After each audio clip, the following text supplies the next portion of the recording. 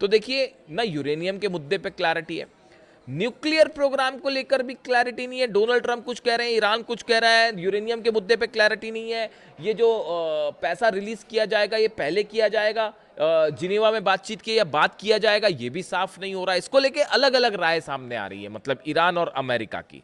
अब उसके बाद देखिए दूसरा बड़ा, तीसरा, चौथा बड़ा मुद्दा, जो बारूदी सुरंगें हैं, मैं बार बार आपसे कह रहा हूं, ये बारूदी सुरंगें बेहद अहम मुद्दा है। हॉर्मूज में, हॉर्मूज खुलेगा तय हो गया, ठीक है जी, अमेरिका ने कहा हम अपने जहाज हटा रहे हैं, वो जहाज हटा ले, जहाज पीछे हटते हैं और कभी भी आए लाए भी जा सकते हैं, उसमें 2-3 दिन से ज़्यादा वक्त नहीं लगेगा। वो जहाज अपने पीछे खड़े करके खड़ा कर देगा कहीं पे, अपने किसी पे आसपास के किसी भी अपने अड्डे पे खड़े कर देंगे, वो वापस भेजने में कितना टाइम लगता है। बारूदी सुरंग कब से हटाई जाएंगी, इसको लेकर भी कोई टाइमिंग तय नहीं है। देखिए बारूदी सुरंग हटाई जाएंगी, डोनाल्ड ट्रंप जिक्र कर रहे हैं, ये बारूदी सुरंग हटाना लंबा काम है। ये कोई ऐसी चीज नहीं है कि बस समंदर में मछली नहीं पकड़ रहे हैं आपकी, आपने जो है फिशिंग करी, कांटा डाला और वो पकड़ ली फिश और लेके चल पड़े। साहब बारूदी सुरंग हटाना वहां से एक लॉन्ग प्रोसेस होगा, कम से कम मेरी समझ के मुताबिक 6 महीने लगेंगे इसको। अगर प्रॉपर तरीके से सब बारूदी सुरंगें हटाई जाएंगी 6 महीने लगेंगे। ये प्रोसेस कब शुरू होगी?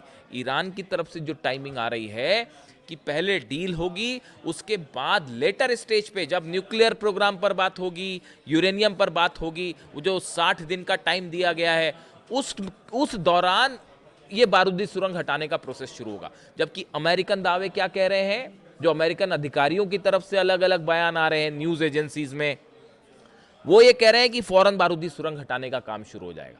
कौन करेगा, कैसे करेगा, ईरान करेगा, ये भी अभी साफ नहीं है। ये इंफ्रास्ट्रक्चर इतना आसान नहीं है, बारूदी सुरंग ईरान के लिए भी आसान नहीं है। वो बिछाने के बाद उसको निकालना आसान नहीं होता, वो अपनी लोकेशन बदलती रहती है, समुद्र के बहाव के साथ वो आगे पीछे होती रहती, उन्हें खोजना, उन्हें निकालना आसान प्रोसीजर नहीं है।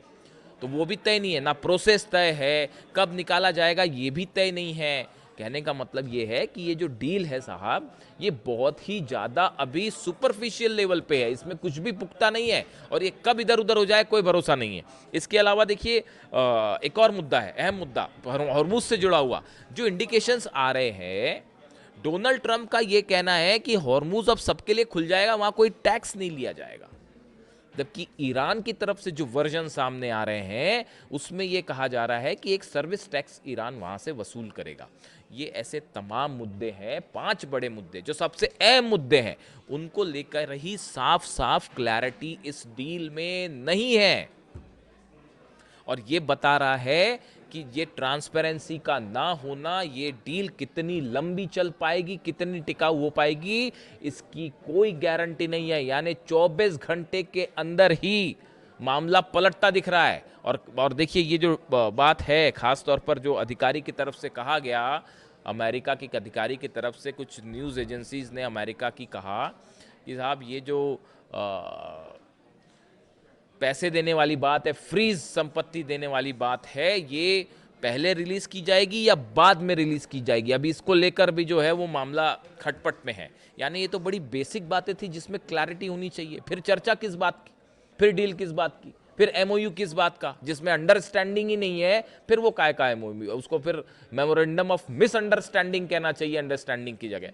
तो देखिए ये बड़ी बेसिक बातें हैं, इसको मैं कल माइन्यूटली फॉलो कर रहा था कि कौन क्या बयान देता है। इस सब के सब बयानों में अंतर्द्वंद है, अलग अलग बयान है, ये इसलिए ये बता रहा है कि मामला कोई ज़्यादा मजबूत मामला नहीं है। अब दूसरी तरफ आप इजराइल की हालत देखिए, नबातिये में हमला हुआ है, अल्फौक में हमला हुआ है, कफ्र में हल्का हुआ है, जंतार में हमला हुआ है, मरकबा में, खियाम में बमबारी की है इजराइल की सेना ने। इजराइल की तरफ से साफ कह दिया गया है कि दक्षिण लेबनान में जो हमारा ऑपरेशन है वो चलता रहेगा।